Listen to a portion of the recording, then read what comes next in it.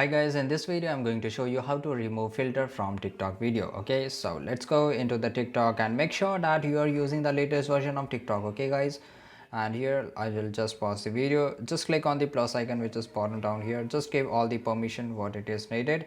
And here let's say if I want to record for 15 seconds, just click on the check mark to record and for here 15 you can go from the effects or 15 seconds to record for 15 seconds. Here you can select the whatever effects right here 15 seconds, but here I want some filters. Okay, so 15 seconds to record for 15 seconds to record for 15 seconds. If I select any of them 15 seconds, right, so let's say if I select this, this filter will get activated, and for the filter effects of whatever it is, it acts the same, right? It works the same way. So if I just click on this, here you can see that filter will get activated in, and if I click once again here, it will get turned off. Okay, and you can just change it, or here you can just for 15 seconds to nothing, right? 15 seconds to record for 15. So this is pretty easy, guys. I hope you found this video really useful, and if you did like this video right now, subscribe our channel and see you in the next video. Till then, take care.